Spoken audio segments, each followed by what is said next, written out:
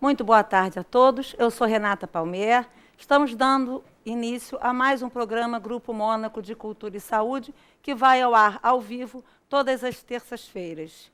Hoje estamos trazendo para nosso bate-papo 4 jovens escritoras que estarão lançando seus livros na próxima quinta-feira, dia 19, na Sala de Cultura Leila Diniz, o Espaço Cultural da Imprensa Oficial.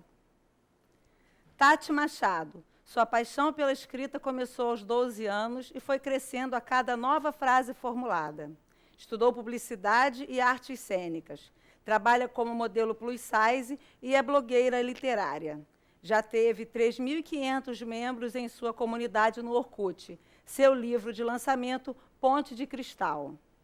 Aimee significa amada em francês. Formada em design de moda, sem ser fashion. Apreciadora de reprises e de café. É adepta ao movimento Rio-Niterói-São Gonçalo. Resolveu escrever as histórias que imagina antes de esquecê-las. Seu livro, Pela Janela Indiscreta. Clara Savelli mora no Rio de Janeiro com os pais e a irmã. Estuda Direito e Relações Internacionais, mas sonha em mudar o mundo com as palavras. Fã dos Beatles, fã de chá e é botafoguense. Quer mostrar o impacto de um livro na formação de uma pessoa. Seu livro, Mocassins e All Stars.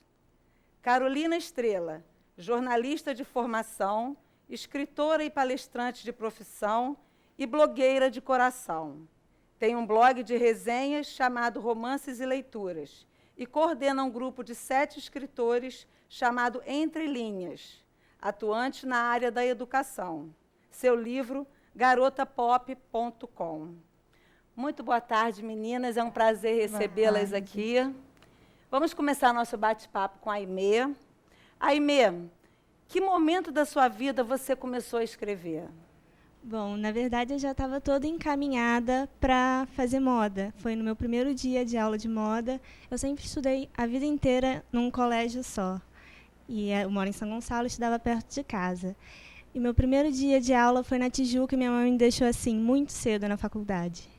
Então eu fiquei 1 hora sem ter nada para fazer, esperando a aula começar, sem conhecer ninguém, um pouco insegura. Eu tinha um caderno lá e eu comecei a escrever e nunca mais parei. Poxa, que bacana, né? Acho que o fato de você usar a escrita, de você trabalhar essa coisa de estar buscando o livro desde pequenininha, né? Isso é um incentivo, é uma maneira de você incentivar as crianças que gostam de ler, de pegar o livrinho, de pedir ao pai para conversar. Lê para mim, legal isso, né? Foi mais ou menos por aí, né? Foi. Minha mãe sempre me incentivou e depois eu fui sozinha. Que bacana. Clara, como você enxerga o mercado editorial atual? Ele está favorável para novos escritores? Conta pra gente aí, vocês que estão nesse meio aí já. Com certeza ele está bem mais favorável para novos escritores do que ele era há alguns anos atrás. Antes era muito difícil para um autor nacional, ainda mais assim jovem que nem a gente, conseguir inserção no mercado, conseguir uma editora para publicar o livro mesmo que pequena e conseguir espaço. Por exemplo, aqui hoje, ou em outros lugares, ou na própria sala que a gente vai fazer o lançamento. Porque era um mercado difícil para o escritor nacional. As editoras e o público tinham um foco maior nos livros, nos autores internacionais, achavam que eles venderiam mais e eram mais interessantes do que a literatura nacional. O que a gente está vendo hoje é que a literatura nacional é tão boa quanto, se não melhor, que alguns livros da literatura internacional. Então, as editoras também estão percebendo isso, os leitores perceberam isso, e hoje o mercado é muito mais favorável, está muito mais fácil entrar. E é o nosso caso, né? Assim, eu não sei se há 10 anos, 5 anos atrás, eu conseguiria a inserção que eu tenho hoje, que as meninas têm hoje. É isso que eu ia perguntar. Quando você fala hoje, esse hoje é quanto tempo, mais ou menos, para a gente dar uma noção de tempo e espaço para quem está começando, para quem tem um livro em casa. Poxa, eu queria publicar. Esse hoje que tempo que é? Olha, é bem pouco tempo. Eu acho que a Carol é que tem o livro publicado há mais tempo, não é? Quando é que 10 foi? anos, isso? Não, menos. Uns 5 anos. 5 anos. Há uns 5 anos começou a revolução, assim, começou a mudança. E eu acho que hoje, assim, é o auge, né? Onde a gente está colhendo os maiores frutos. E você acha que a internet ajudou Sem dúvida. Sem dúvida, né? Eu Sem fui dúvida. descoberta na internet, Tati também, a Aimee também. A gente já fazia sucesso na internet, já tinha um público na internet. E a partir daí as editoras falaram, poxa, mas elas já têm público, né? Por que elas não teriam público no livro físico também? Que bacana. Essa coisa da internet ajudando, né, a profissionalizar, né? Com certeza. Tati, com quais dificuldades vocês têm se deparado nessa jornada? Eu acho que o autor iniciante, mais que vender livro, ele quer ser lido. A gente tem uma necessidade de mostrar o nosso trabalho para as pessoas, para os leitores. Então, é muito difícil, numa editora pequena, como é o meu caso, fazer com que esse livro chegue aos leitores. É difícil entrar nas livrarias, porque você não tem um apoio da sua editora. É difícil você mandar o seu livro para outro estado. Então, a gente se limita muito ao espaço físico onde a gente está. Porque a gente tem o livro, a gente pode oferecer, a gente pode apresentá-lo, mas colocar ele, às vezes, numa livraria grande é muito difícil, porque a gente não tem o respaldo necessário. A Carol, ela tem uma editora que é um pouco maior, a distribuição é melhor, é nacional, mas quando a gente entra numa editora pequena, a gente se vê limitado. Então, é difícil fazer com que o nosso trabalho chegue até os leitores. Vocês ficam reféns, então, à logística da editora que vocês publicaram o livro. Sim, com certeza. A minha editora é uma editora muito pequena de Minas Gerais. Aham. E a única comercialização do livro é feita pela internet. Entendi. Então, para ele estar em qualquer livraria, eu tenho que correr atrás. E como eu não Entendi. posso estar em todos os estados, Entendi. ele acaba ficando próximo de onde eu estou. E você vende só pela internet? Não, agora ele está à venda na internet pela editora, pelo meu blog, mas ele consta em algumas livrarias também só do Rio de Janeiro. Em São Paulo, em outros estados, infelizmente, só através... meu livrinho aqui. E para outros estados, só através da internet mesmo. É a única opção. Editoras, vamos ajudar essa garotada, né? vamos incentivar esse belo trabalho que essas meninas fazem, que eu venho acompanhando. Obrigada. A gente vem trabalhando junto aí nesse processo de divulgação, de impressão. Vamos ajudar, né? Carolina, sendo tão jovens, como vocês foram recebidos no mercado? Nós fomos recebidas muito bem. Principalmente eu, quando eu comecei, em 2010, tinham poucas autoras. Acho que de literatura jovem só tinha a Thalita Rebouças. E no mercado, pelos leitores, nós fomos recebidas muito bem. Ainda mais porque eles são jovens e se identificam com a gente. E é uma loucura. Eles acham que nós vamos dar conselhos para tudo, que os nossos livros são a solução para todos os problemas. E eu adoro isso, porque eu gosto mesmo desse contato. Eu adoro conversar com jovens, eu palestro também em escolas e sempre é uma loucura. Eu chego lá, eles acham que eu tenho a idade deles, eu tenho 26 anos, estou revelando aqui, mas quando eu comecei eu tinha 21 e eles achavam que eu tinha 15 e as professoras olhavam, não, essa é a nossa aluna também, não, eu sou escritora e tal. E eu acho que isso criou uma identificação ainda maior. Pelo fato de eu ter essa carinha assim, de jovem, eu também tenho uma comunicação com eles bem aberta, eu converso de jovem para jovem, eu gosto das mesmas coisas que eles gostam, eu gosto das bandas, eu gosto de ler livro para jovem, eu gosto de ler tudo. Então, eu acho que isso cria identificação e nos ajuda bastante a entrar melhor no mercado, porque eu considero que eu ainda estou entrando, porque o caminho ainda é muito árduo, é difícil. Essa questão das editoras, a distribuição também é difícil com as distribuidoras, para levar o seu livro para cada livraria, para a livraria pedir, encomendar o seu livro. O processo ainda é complicado, mas eu acho que nós conquistamos muito espaço, está muito bom, está crescendo. Eu acho que quem está ganhando com isso são os jovens e são os leitores brasileiros que estão ganhando autores maravilhosos e estão se identificando. A questão de, na Bienal, ter muito jovem gritando o seu nome. Eu quero te ver, eu quero ver tal. Com cartinha para você, com mensagem, com bilhetes, com presente. Esse carinho todo, eu acho que vem dessa identificação com o nosso trabalho, com a nossa escrita e também com a nossa imagem. Que bacana, Carol, esse trabalho que você faz de palestras em colégios, levando o seu trabalho, levando a escrita, a leitura para as crianças. Você tem algum fato interessante, marcante, que você possa contar para a gente desse momento, de algum momento bacana que você passou? Tenho vários, mas um que foi bem no início, foi num colégio até aqui de Niterói, o Centro Educacional. A turma do 5º ano adotou o meu livro e eles fizeram um debate comigo, uma mesa redonda, e eu fiquei fiquei no meio. Foi minha primeira vez, minha primeira entrevista com os jovens, eu estava super nervosa e tal. E uma adolescente saiu do meio da roda e me abraçou chorando. Mas eu te amo demais. Eu falei, nossa, mas até ontem só meu pai e minha mãe que me amavam. E hoje tem uma menina de 12 anos dizendo que me ama. E eu fiquei super assustada, não, porque eu li seu livro e eu fiquei apaixonada e você é linda. Eu, poxa, obrigada. Mas foi muito bom, foi muito marcante. E até hoje eu recebo esse carinho do público e fico assim muito espantada, mas ao mesmo tempo muito feliz. É muito bom. Que incrível. Você tá lançando o garotapop.com, né? Isso, para jovem. Que bacana. Muito, muito bom. Estou muito feliz em recebê-las aqui. Obrigada. Aimee, muitos acham que para escrever é preciso ter o dom. Você acredita nisso? O que realmente é fundamental para você escrever? Eu acho que como eu só descobri que eu queria escrever aos 18 anos, não era mais uma coisa de dom, era uma coisa de vontade e depois de perseverança de continuar aquela história que eu tinha pensado em escrever até o final. E depois disso, como você vai crescendo, tem faculdade e outras responsabilidades, acho que a disciplina é muito importante. De se obrigar a estar ali todo dia e se dispor de tempo e de concentração. Eu acho que, para mim, o mais importante é a disciplina hoje, mais do que o dom. Existe a técnica, existe o dom, existe a criatividade, então é um conjunto de... Isso. Eu acho que a facilidade ajuda muito. Você está ali acostumado a estar com as palavras, e etc. Acho que isso é muito importante também. Sim. Legal. Clara, quais os conselhos que você pode dar para quem sonha em publicar um livro?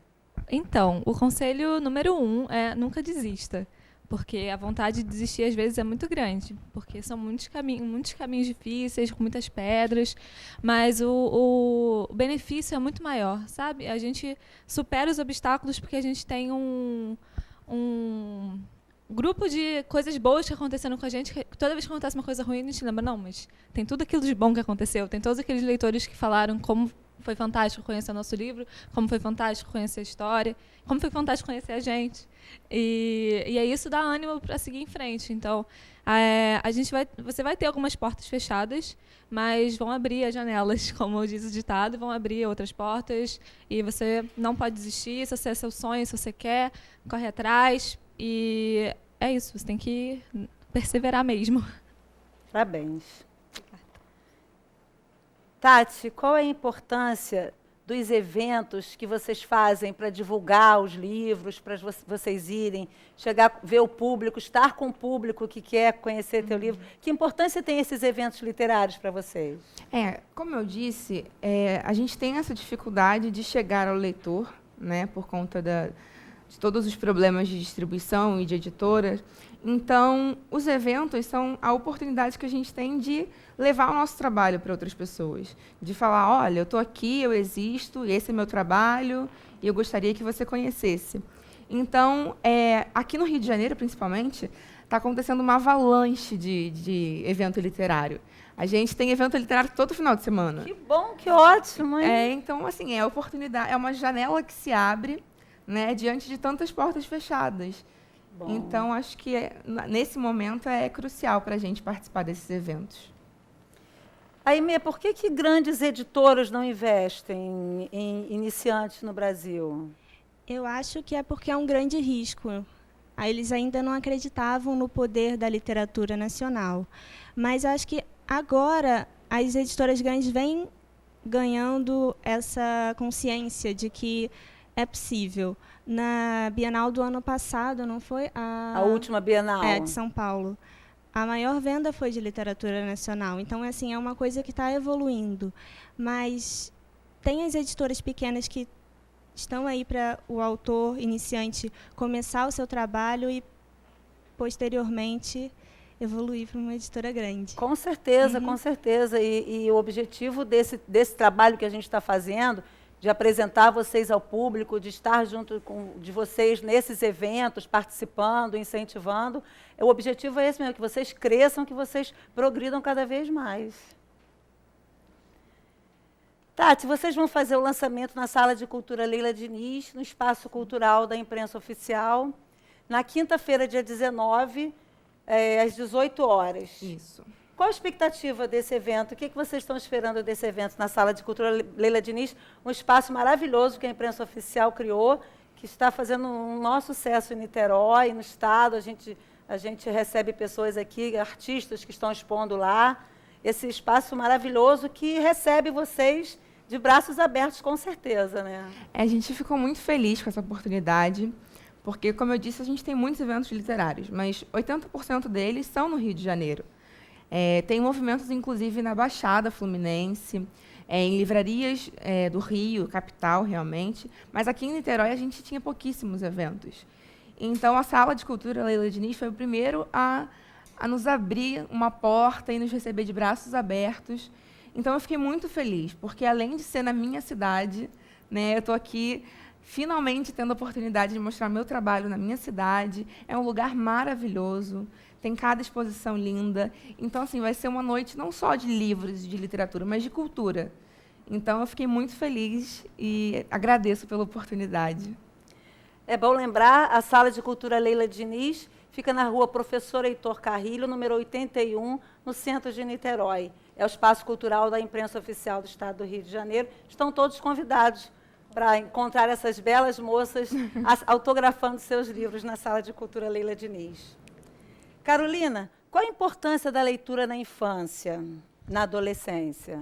Eu acho fundamental, porque é a época que eles estão formando personalidade, estão crescendo, estão aprendendo e precisam muito de livros para sonhar, para imaginar e, principalmente, para escrever melhor. Porque ano passado a gente teve a surpresa não, né, do Enem, de várias crianças zerarem a prova. Para mim foi um absurdo. Eu acho que tem que aprender a escrever sim, tem que ler bastante. O livro é fundamental para você escrever e ler bem. E hoje em dia não tem mais isso de eu vou fazer engenharia e não preciso escrever. Precisa sim, você tem que ser uma pessoa comunicativa, que conversa com as outras pessoas. E o livro te dá conteúdo, te dá imaginação. Por isso que eu acho fundamental e continuo batendo nessa tecla, incentivando a leitura, mostrando para os jovens que ler é muito bom. Eu acho que deve-se criar o hábito da leitura desde criança, com os pais, com a escola, que também é muito importante nesse processo. E eu acho que o jovem, tanto o jovem quanto a criança, deve ler o que ela quer ler. Eu não gosto muito dessa imposição de algumas escolas de só pode ler livros clássicos, só tem que ler livros de autores já consagrados. Eu acho que tem que deixar ele ler o que quiser. Ler Gibi, ler Turma da Mônica, ler até bula de remédio, pode ler. Mas o importante é exatamente ler.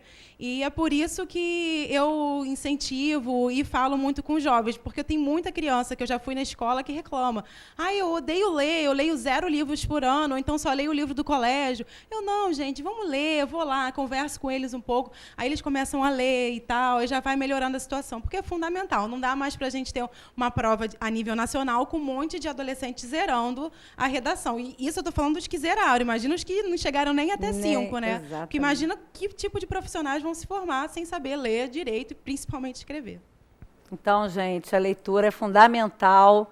Vamos ler, vamos incentivar a leitura, vamos incentivar esse trabalho, esse belo trabalho dessas meninas. Clara, por que é importante essa união de vocês para esses eventos, esses eventos que vocês promovem, que vocês fazem? Eu sei que o grupo é muito maior, a gente, infelizmente, não pôde trazer todo mundo aqui, mas a vontade era de trazer. Mas que importância tem o grupo estar unido nesse momento? É fundamental a gente se manter unido porque, como a gente estava falando, o mercado ainda não é totalmente aberto. E quando a gente chega, uma ajudando a outra, uma abrindo as portas para a outra, mostrando as oportunidades, convidando para eventos, é um público maior que a gente atinge, porque cada uma de nós já tem um público mais ou menos fechado. E aí eu misturo o meu público com o delas, ela mistura o público delas com o meu, e a gente vai se assessorando e caminhando junto em direção a um futuro melhor, né? E a gente está, como a gente está no início da carreira, isso que fomenta a nossa carreira e joga a nossa carreira para frente, porque nós não somos autores consagradas ainda, de grandes editoras, de best-sellers. Então, é só na união que a gente consegue fazer a força mesmo. E é muito bom e eu fico muito feliz de ter elas como amigas, acima de companheiros de trabalho. E espero que a gente continue batalhando aí juntas por muitos anos. Até o dia que nós não precisaremos mais batalhar tanto assim. E aí ajudaremos os nossos futuros, os nossos futuros escritores do Brasil. E vocês são amigas em todas as circunstâncias, ou vocês são amigas, assim, se unem para esses eventos? Vocês são amigas fora também? Saem, curtem junto, passeiam junto? Saímos para fazem os fofocar, saímos para falar das Aí uma de dorme na casa da meninas. outra, né? Que vai... Não, é bom até que dá ideias novas para livros, né? Sim, As nossas com conversas. certeza. Inclusive, a Aimee, a Clara e eu, a gente, de tanto estarmos juntas, a gente criou um livro juntas. Olha! Ele só tem formato online, a princípio, enquanto. mas na Bienal ele vai estar impresso, prontinho para os leitores. Com certeza. Aimee, como que surgiu a ideia do livro para você, do seu livro, Janela Indiscreta? Bom, primeiro eu postei ele no Orkut, a primeira metade dele, e foi muito da realidade que eu vivia. Eu sempre morei em prédio e eu sempre estava rodeada dos meus irmãos e dos meus amigos, meninos. Então eu acabava que ficava muito imersa naquela masculinidade toda e sobrava pouca feminilidade para mim. E eu escrevi um personagem masculino em primeira pessoa, né? Como se ele estivesse narrando o que ele via pela janela, que era a vizinha dele que ele queria ficar. Entendi. E foi isso. Eu fui só jogando ali despretensiosamente no Orkut, e no meio do processo eu descobri uma editora que queria publicar e virou isso. Parabéns. Obrigada. Carol, você vive disso? Você também é palestrante, né? Dá para viver de livro, de venda de livro, de escrever, de publicar, enfim, dá para viver disso? Olha, eu acredito que sim. Hoje em dia essa realidade está mais fácil de ser vista, porque há uns 5 anos ainda era pouco, os eventos não tinham muito eventos, não tinha muito contato e tal. Mas hoje eu já vejo outras escritoras, colegas minhas, que começaram comigo um pouquinho antes, já se desenvolvendo bem, tendo um dinheiro bom para poder se sustentar, pelo menos, mas já está bem melhor. Assim, eu já recebo convites para algumas palestras pagas, já recebo cachê, o dinheiro também da venda dos livros está bem melhor do que há 5 anos atrás. Eu acho que é um processo, vai evoluindo, e eu acredito que sim, que a profissão escritor é como outra qualquer. É difícil no início, mas depois, quando você se consagra, você consegue manter e se sustentar bem. Eu acredito, né? Vamos acreditar. Tati, em poucas palavras, querida, quais escritores que influenciaram suas obras? Olha, eu fui muito influenciada pelo Sidney Sheldon, porque eu cresci lendo os livros dele. Meu pai era um grande fã e eu não gostava de ler até os 10, 11 anos. E aí meu pai me apresentou um livro do Sidney Sheldon e foi assim, amor à primeira página. Eu fiquei encantada com aquele universo maravilhada. E aí eu li 4 livros do Sidney Sheldon, descobri Harry Potter, da J.K. Rowling, foi outra inspiração, e foi daí só para crescendo. Mas eu acho que J.K. Rowling e Sidney Sheldon foram os primeiros escritores, e depois eu conheci o trabalho da Thalita Rebouças também, que a gente trabalhou na escola, e foi muito importante para eu conhecer a literatura nacional. Foi o meu primeiro contato. Era isso que eu ia te perguntar, da Nacional, a Thalita é para você? Sim, foi o primeiro contato, eu fiquei encantada na época. E eu li o livro dela, a gente trabalhou no colégio, fez uma prova sobre o livro, a gente discutiu, fez um clube da leitura. E foi como a Carol falou, assim, até então só tinha ela para os jovens aqui no Brasil. E eu só conhecia ela, me inspirava nela. E depois é que esse mercado foi crescendo, foi dando espaço. Eu tive uma oportunidade na Bienal de 2013, no Rio Centro, de estar lá no momento em que ela estava. Gente, foi um corre-corre, uma loucura, uma gritaria. Eu fiquei muito impressionada, achei muito interessante essa procura, essa busca, né, do fã, do escritor. Muito legal. Clara, depois da publicação, qual é o próximo sonho a realizar? Olha, acho que o próximo sonho é continuar podendo escrever e poder viver de escrever, né? Eu acho que esse é o grande sonho de todos os escritores, poder viver só de escrever, só de falar em eventos, só de dar palestra, só de viver de literatura, viver de livros e viver desse amor que é para a gente viver livros, né? Literatura e a carreira de escritor. E eu acho que esse é o grande sonho, assim, é comum. Todo mundo tem esse sonho. Meninas, muito obrigada. Obrigado pela presença de vocês. Espero que o evento na Sala de Cultura Leila Diniz seja um sucesso. Convidamos a todos para lá estarem quinta-feira, dia 19, a partir das 18 horas, na Sala de Cultura Leila Diniz. Muito obrigada. Obrigada. Encerramos este bloco de cultura, agradecendo a presença das meninas. O segundo bloco terá o comando da psicóloga e acadêmica Elizabeth do Vale. Espero vocês na próxima terça-feira. Obrigada.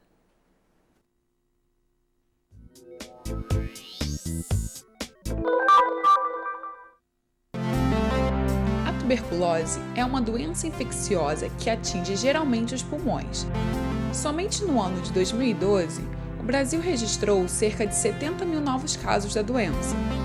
Para combatê-la, o Sistema Único de Saúde oferece atendimento gratuito em hospitais e centros especializados, como o Centro de Atenção e Investigação da Tuberculose e Doenças Pulmonares, Professor Mazini Bueno, da Universidade Federal Fluminense.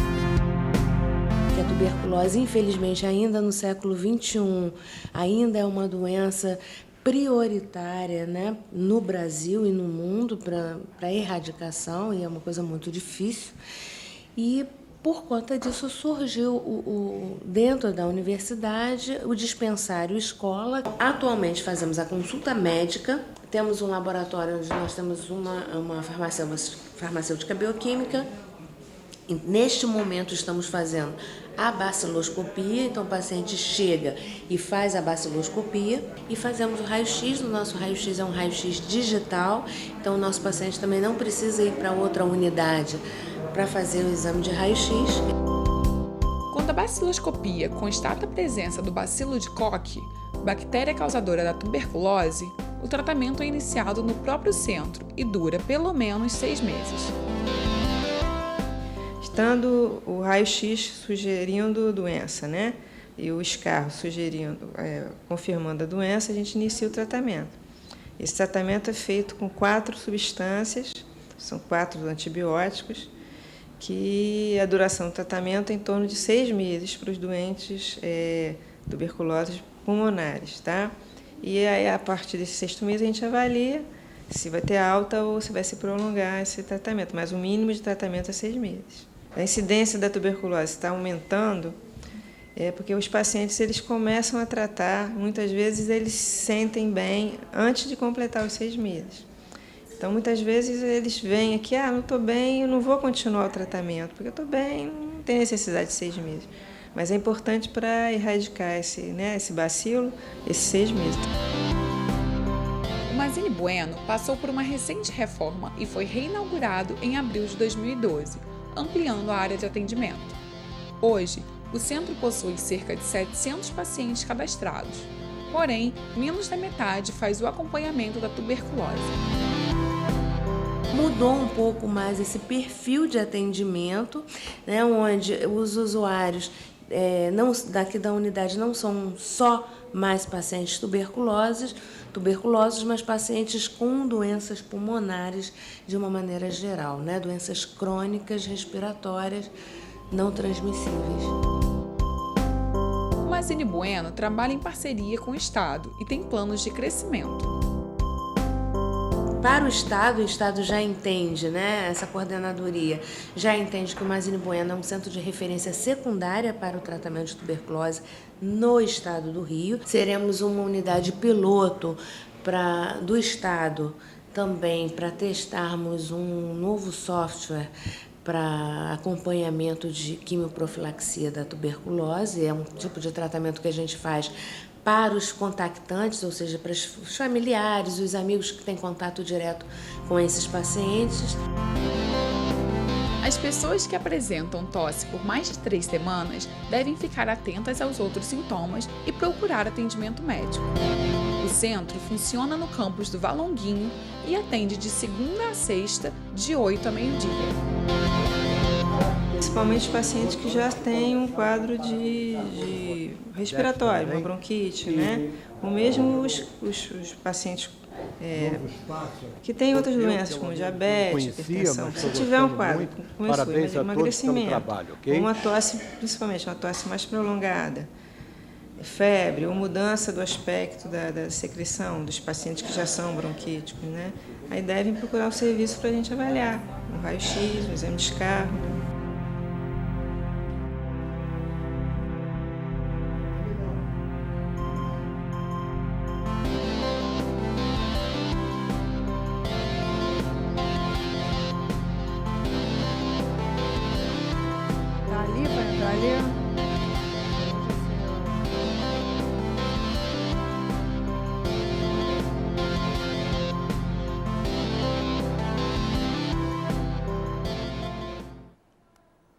Boa tarde para você que nos assiste. Dando início à nossa programação de hoje, Bené. Olá, boa tarde, telespectadores, tudo bem? E o nosso convidado hoje é uma pessoa que eu estimo muito, nós estimamos muito, nós todos aqui da UniTV. Seja bem-vindo. É o Carlos Gran, que já tem participado de algumas programações conosco, e toda vez que você participa, chove e-mail para a gente não pode deixar de te trazer de vez em quando, né, para matar a sede do pessoal que gosta tanto de te ouvir falar. Beth, é um prazer muito grande estar aqui com vocês, e a turma daqui da UniTV também é uma turma maravilhosa. O telespectador, muito boa tarde, muito obrigado pelo seu convite, e sempre que você precisar, estaremos aqui dando um pouquinho a nossa opinião, um pouquinho da nossa experiência de vida também, e aquilo que você mandar, nós vamos procurar responder. Manda, meu amigo, eu solicito e fico muito agradecida pela sua reciprocidade, pelo seu carinho, tá? Então, não vamos ficar aqui rasgando seda, porque senão a gente não fala o que eu gostaria de passar para quem está nos assistindo hoje. O programa de hoje está quente. Está quente em função de que, de certa forma, nós tivemos aí um final de semana calórico, em função da movimentação das ruas, né? Dessa manifestação nas ruas. E eu vi você pela foto, né, no WhatsApp. Você me mandou uma foto. Eu gostaria de ter estado muito ao seu lado e ao lado da Irene, que eu sei que foi também, e que é uma pessoa que já esteve aqui conosco, que eu estimo muito, mas impossibilitada por problemas de saúde, eu não consegui ir até lá, mas torci muito por todos aqueles que lá estiveram e que nas ruas desse país todo foram, vamos dizer assim, em ordem, né, de forma pacífica, fazer reivindicações que são muito importantes para o crescimento do nosso país, que não pode andar para trás, né, Carlos? Sem dúvida. Então, como as linhas se entrecruzam, a linha da educação, da saúde, né, da segurança pública, do contexto, desse contexto todo, desse emaranhado, né, que nós vivemos no momento de coisas que não andam muito bem em termos do atendimento à demanda da população, nós gostaríamos hoje de conversar com você a respeito do como você sentiu isso de perto na manifestação agora do final de semana, nas ruas. Como foi estar lá, né? E o que ficou mais visível para você? Beth, eu quero confessar a você que o nosso tempo é muito curto para tanto que eu gostaria de transmitir a você a respeito disso. De fato, foi uma demonstração de cidadania. E há muito que você me conhece, sabe que eu falo sobre cidadania nas escolas públicas há muitos anos. Fui diretor da parte da OAB, a OAB vai à escola, e sempre disse que a cidadania deve ser ativa. Muitas pessoas perguntam, mas o que vem a ser cidadania ativa? A cidadania ativa ela é melhor explicada quando a gente fala da cidadania passiva. A cidadania passiva, as pessoas se reúnem em torno de uma mesa de bar, num fim de semana. Reclamam,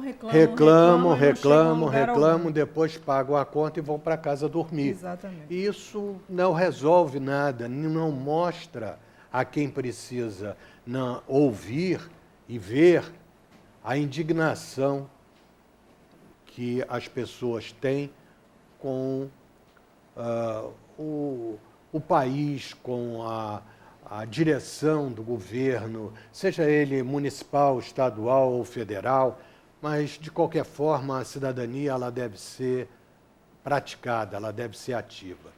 E, muitas vezes, não só para reclamar, mas até para colaborar com o governo, dando sugestões. Com certeza. Quando o governo pretende ouvir.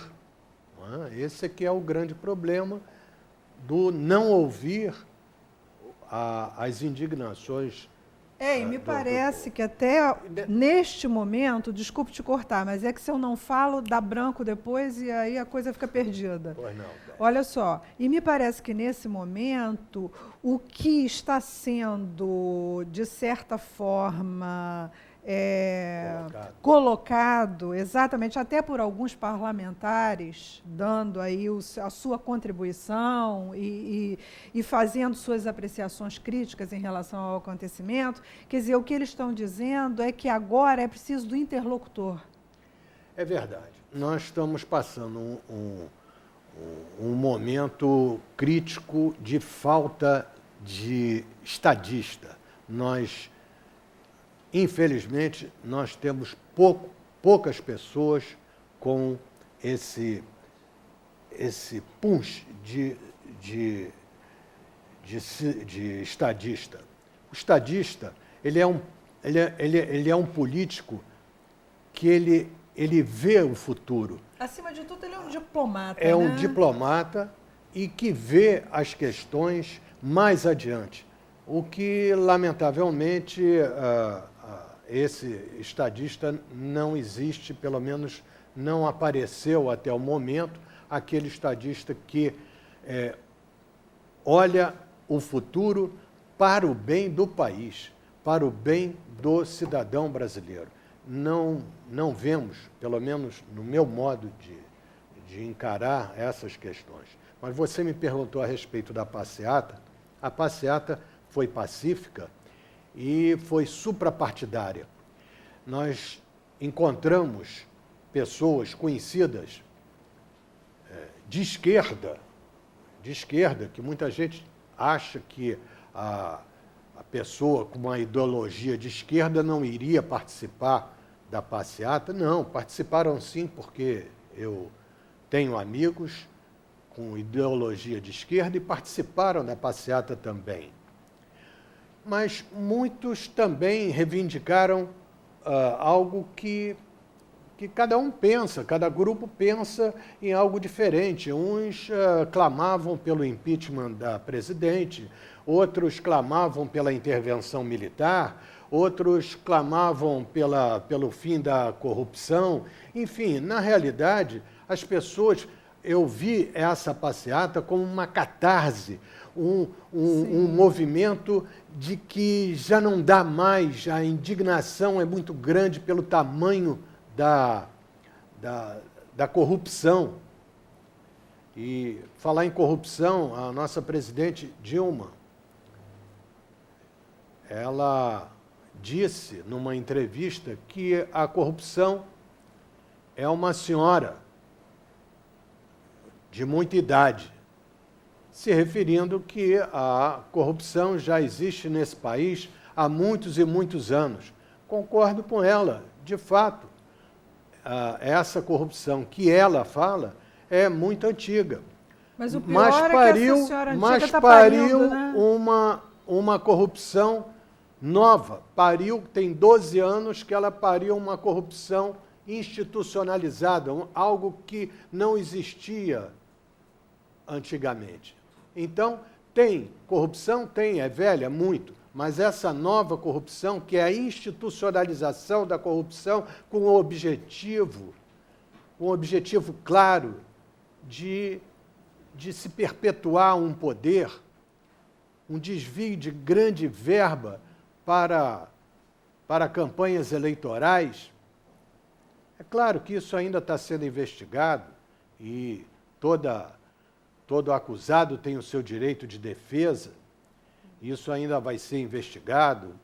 As pessoas que estão sendo citadas, não quero aqui condená-las, pré-condená-las, absolutamente, todos têm o direito de defesa, mas o que tem sido mostrado é terrível. Então, as pessoas saíram às ruas e foi, como eu falei, uma catarse, externar a sua indignação. E essa é uma característica da cidadania ativa. as pessoas têm que se manifestar. Não gostou, tem que se manifestar. E foi muito importante porque o governo sentiu.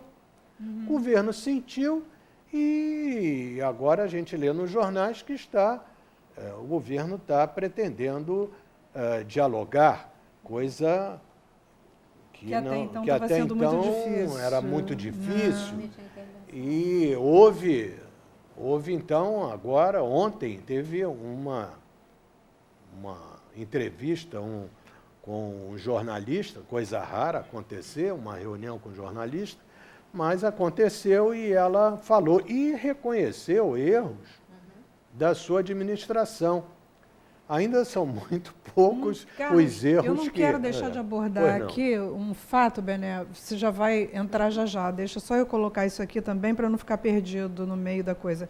Carlos, eu essa semana tive uma notícia que você sabe que em Niterói nós estamos sem pronto atendimento, né, na área da saúde, o que é terrível. Terrível. E essa semana eu tive uma notícia de um amigo que fez uma cirurgia no Hospital de Clínicas de São Gonçalo, porque o pessoal aqui que precisa de pronto atendimento ou vai para o Rio ou vai para São Gonçalo. E o que me informaram é que havia um congestionamento, como se fosse um congestionamento de trânsito, só que era de macas, no centro cirúrgico.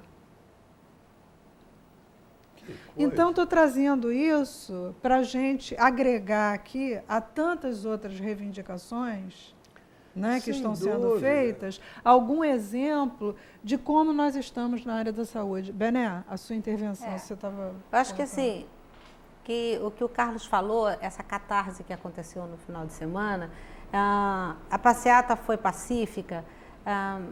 Eu sou mineira, né? Eu sou da turma do diz que vamos fazer quietinho, né? Diz que o mineiro faz quietinho. Então, o que eu estou sentindo no povo é o seguinte: primeiro, nós vamos para a rua pacificamente para que saibam que nós estamos aqui. Olha, nós existimos, nós queremos ser vistos e trouxemos as nossas reivindicações, mas primeiro vamos fazer isso pacificamente, como um povo que escreve uma carta fazendo a sua reivindicação. Foi essa leitura que eu fiz da manifestação do final de semana. Até porque já participei de algumas manifestações, isso lá em 1984, quando as coisas foram mais ou menos nesse esquema. Fizemos uma manifestação pacífica, sou da área da saúde, conseguimos parar o Hospital do Fundão e todas as universidades federais durante 84 dias, sem nos ausentarmos do trabalho. Ficávamos todos no hospital, recebendo os pacientes e explicando o porquê nós não poderíamos nos atender. E os médicos, alunos, professores, todos participaram. Nós queríamos fazer, mas não tínhamos condição de fazer. Então, isso se tornou... as pessoas entenderam o movimento de uma forma pacífica e você, não sei se você se lembra disso, Carlos, porque em 84 o Brasil viveu essa catarse. E nós, enquanto universidades federais, todas as reivindicações foram atendidas, não para nós, servidores, mas para que o público, para a população, pudesse ser atendido, para que o paciente pudesse ser atendido. Então, quando a Beth agora traz, eu estou fazendo esse resumo assim, quando eu vejo o povo ir para a rua pacificamente, o povo está dizendo, olha, agora nós viemos pacificamente, mas nós podemos não vir pacificamente, porque agora nós descobrimos a rua é nossa. E nós colocamos vocês no poder. Então, vocês estão aí para nos servir, vocês são nossos administradores. E as pessoas, eu entendo que a presidente Dilma, ela tem que entender que ela não pode continuar fechada no gabinete, como você disse. Primeira vez que a presidente recebeu os jornalistas e fez o meia-culpa. Mas ela se recolhe, eu não vi, não sei, aquele discurso Lula, não vi, não sei. Isso é muito complicado. Uma presidente, uma pessoa responsável, ela não pode dizer não vi, não sei. Ela pode dizer vou tomar providências ou não sei disso tudo, mas vou me informar. Mas o povo, o que eu entendi foi isso. Agora, quando você entra num centro cirúrgico e você tem uma greve de macas impedindo, isso é uma reivindicação, Beth. Não, mas ali não é nenhuma greve. Sim.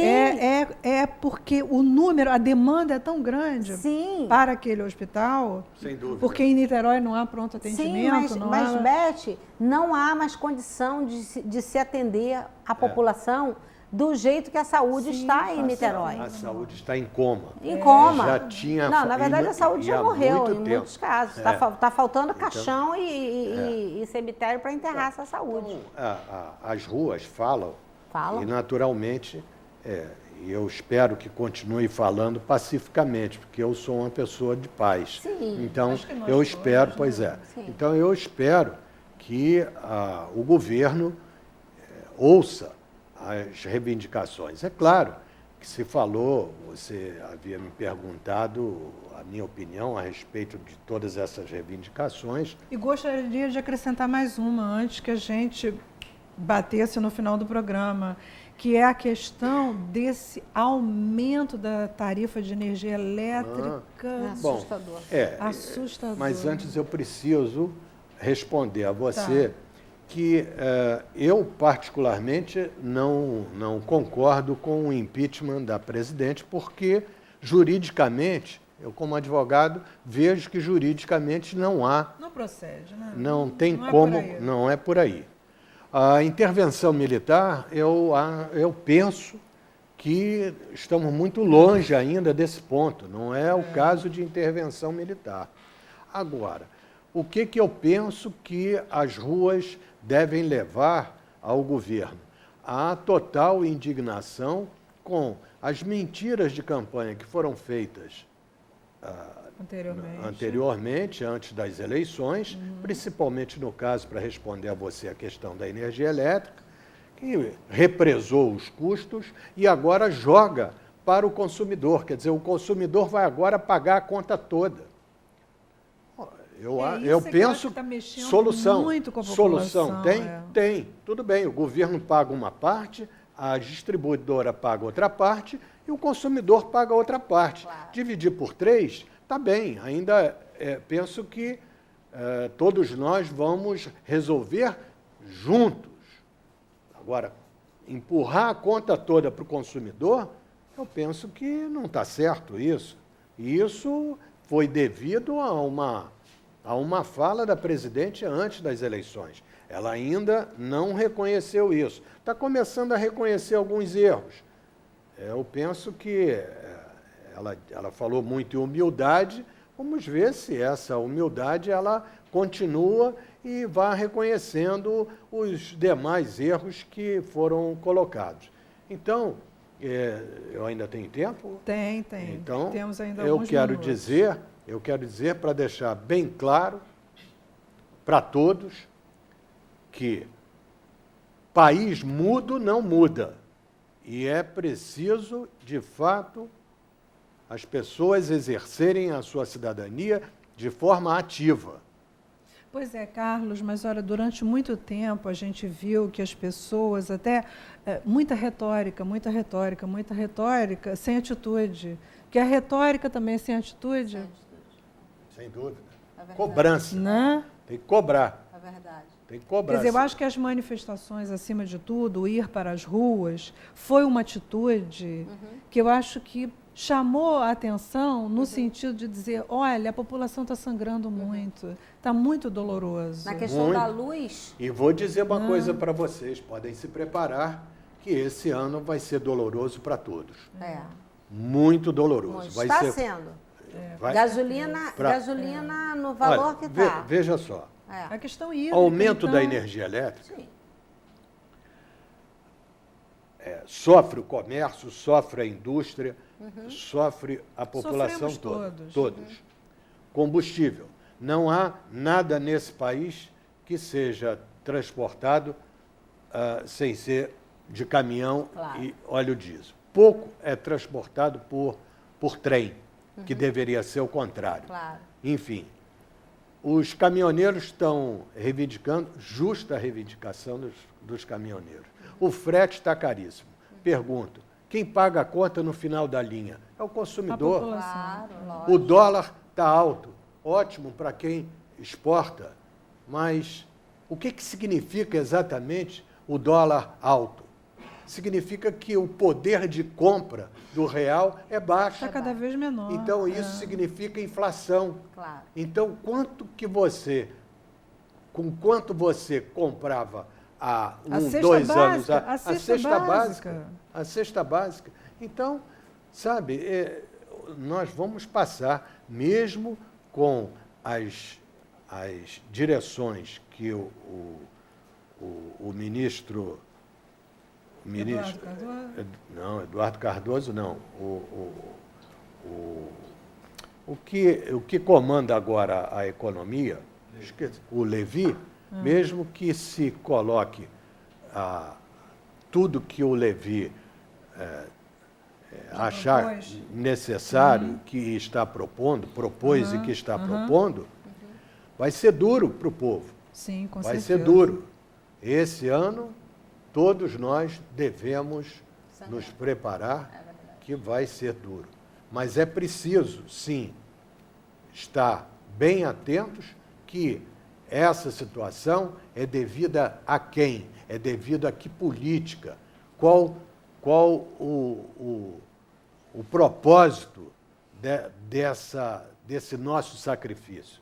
Eu acho que, preciso acima saber. de tudo, Carlos, é devido a, de certa forma, falta de gestão, né? E de planejamento, acima de tudo. É falta de gestão, falta de planejamento, mas, por outro lado, o planejamento de interesse pessoal, de um plano de poder, de se perpetuar no poder, isso precisa ser melhor esclarecido e melhor entendido, porque o que nós precisamos é olhar o país, a melhoria da população sofrida, aquela população, as obras do Comperj, por exemplo, que foram interrompidas, quantos operários ficaram na Rua da Amargura, até porque o seguro-desemprego foi alterado pelo governo, que só os funcionários com mais de 1 ano e meio de carteira teriam direito à ajuda do desemprego. E você acha, Carlos, que daqui para frente... Desculpe, Beth, mas isso não é só uma grande população de trabalhadores que ficaram na Rua da Amargura, não. E a própria cidade de Itaboraí, que se preparou para o grande empreendimento do Comperj, como ficou agora. Verdade. E Itaboraí também, Itaboraí e Rio Bonito. Rio Bonito também. Então, são fatos marcantes.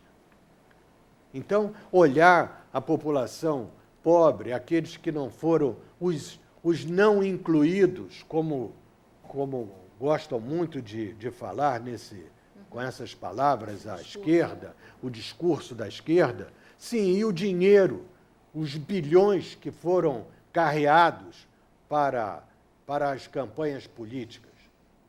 Quer dizer, não adianta fazer um discurso de que nós tratamos os não incluídos, os pobres, para pegar esse dinheiro e colocar em campanhas políticas.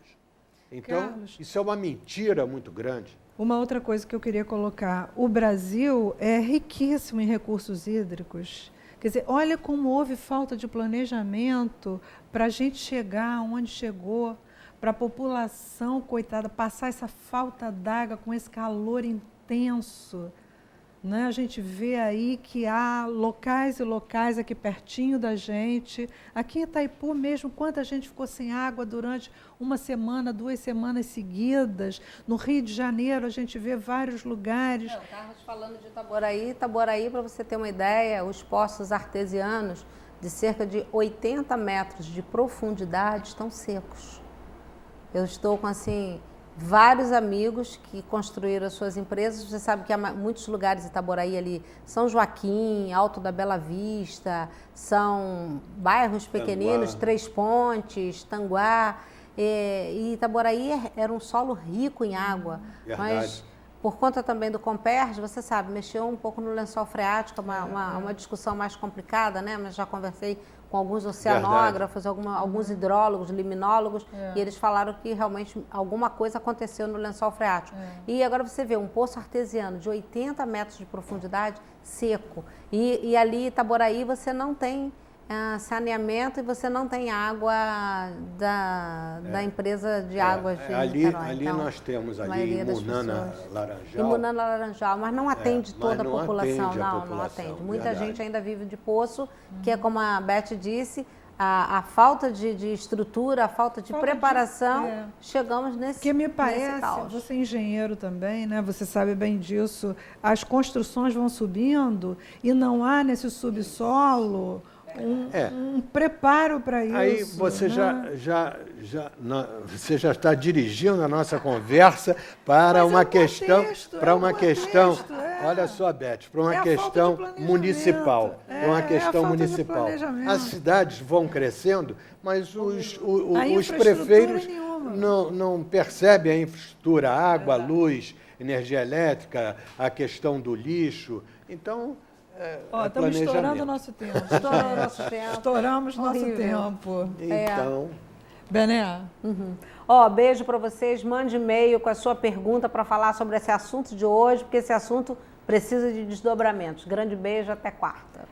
Carlos, suas considerações finais. Para as minhas considerações finais, eu quero dizer, primeiro, registrar que, ao invés da minha indignação aqui, que eu coloquei, em razão das perguntas da Beth, eu quero dizer que nós temos um país maravilhoso, temos esperança de que todas essas dificuldades vão ser ultrapassadas e que certamente nós estamos trilhando um caminho maravilhoso. Parabéns a todos vocês, parabéns, Beth, pelo seu programa. E muito obrigado pelo convite de estar aqui com vocês. Acho que nós todos temos que dar as mãos e confiar que daqui para frente a coisa talvez vá mais suave, não sei, melhor. De alguma forma a gente tem que ter esperança. Gente, meu beijo, até o próximo programa. Bye, bye.